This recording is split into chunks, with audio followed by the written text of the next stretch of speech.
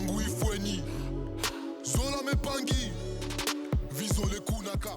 Mbote Mbote, Bazola Mpangi, bienvenue dans votre plateforme Kisalu Kimuntu. Et ici, votre frère Ngama Inko, je suis vraiment très content d'être là.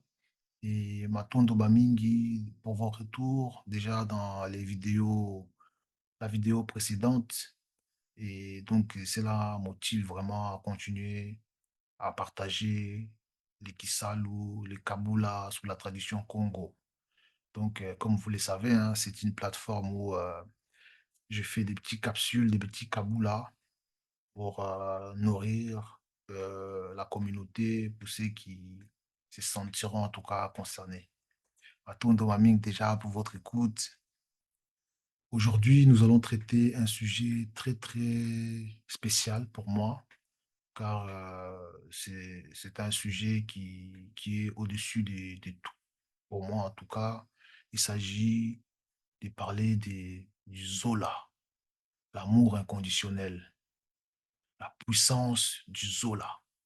Donc, nous allons faire un Kaboula là-dessus. Donc, ce que je tenais à dire en tout cas aujourd'hui, c'est que tout ce que nous faisons, nous devons toujours le faire avec Zola. Tout est déjà là. Tout est en nous. Il suffit de les actualiser. Et nous devons vraiment apprendre à ne pas douter, ne jamais douter. Vibrer d'amour est une arme très puissante qui vous protège contre toutes les attaques, qu'il s'agisse des malédictions familiales, d'attaques du système ou d'agressions venant de votre entourage. Cela arrive malheureusement, que ce soit à travers les paroles, les regards, les pensées et les gestes. En tout cas, les meilleurs boucliers, c'est les Zola. C'est avoir la posture d'amour inconditionnel. Il est important, Bazola Pangui, que nous vibrons d'amour, même dans les situations où vous vous dites, là, c'est trop. Là, il faut que je m'énerve. Les vrais guerriers et guerrières sont ceux qui continuent à garder leur calme malgré les tempêtes. Ils continuent à vibrer d'amour car rien n'arrive par hasard. Les vrais guerriers et guerrières sont ceux qui disent, cela ne m'atteint pas, cela ne m'énerve pas. Ils comprennent que tout est une épreuve supplémentaire qui les rend plus forts. Ces épreuves sont souvent des messages, des guides, car ils travaillent pour nous aider à nous améliorer, à évoluer et à guérir notre ADN. Les Zola, c'est de ne jamais douter quand nous sommes connectés avec des forces supérieures. Les Zola, c'est croire en la visualisation, car la visualisation dit toujours la vérité.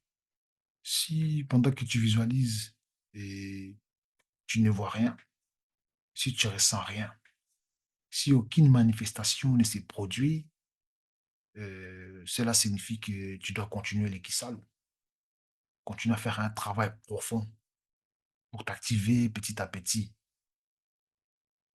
Si tu vois et tu ressens des choses, ben, cela veut dire que tu es sur la voie et que tu dois continuer à t'améliorer, ça grâce à la pratique. Pendant tes visualisations, si tu vois des choses étranges ou troublantes, cela signifie que ton esprit, ton cerveau, ton corps biologique sont encore piratés, hackés. Et cela est normal, car nous sommes dans une matrice fantôme. Les combats n'est pas forcément facile. Si, au lieu de visualiser les sacrés, pendant que tu médites, tu visualises, tu te connectes, tu vois des images oniriques, étranges ou sordides, cela montre que ton cerveau reste vulnérable. La question à se poser, c'est que dois-je mettre en place? Qu'est-ce que je dois mettre en place? La première contre-attaque, avant toute chose, c'est ta posture, c'est les zolas. n'est jamais lutter pour faire du mal, mais pour s'améliorer et les choses se mettront en place naturellement. Douter, c'est comme se tirer une balle dans la tête. C'est une forme d'autosuicide.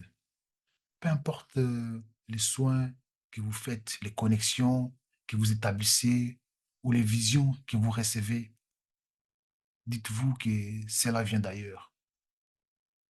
Essayez plutôt de capter et de décrypter les messages.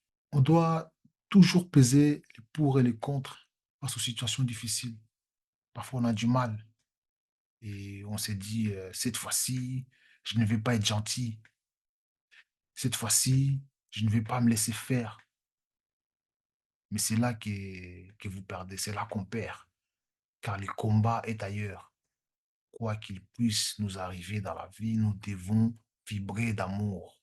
La défense est légitime, mais il est possible de se défendre avec Zola, d'être ferme avec Zola, voire choqué pour réveiller certains êtres endormis. Tant que vous êtes conscient que vous agissez dans les Zola, vous êtes automatiquement protégé. Je vais vous partager une expérience personnelle. J'ai vécu une vie très compliquée, tombant dans les milieux de la délinquance et du crime organisé.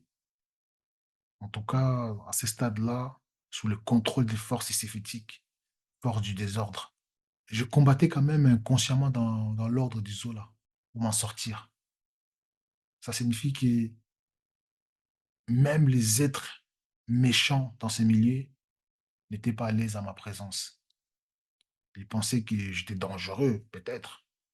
Oui, car j'étais sous le contrôle des forces négatives, hein, spécifiques. Mais les eaux là que j'ai dégagées, ça me protégeait. J'ai marché dans des endroits dangereux, sans peur. Je parlais avec des personnes réputées méchants ou escrocs, mais ces gens n'arrivaient pas à m'impacter, car mes pensées restaient positives, avec un esprit critique et un profond respect de soi-même. Les eaux là, c'est savoir faire confiance et aussi savoir se retirer sans crainte ni peur. Le plus important, c'est de savoir quelle est votre vibration.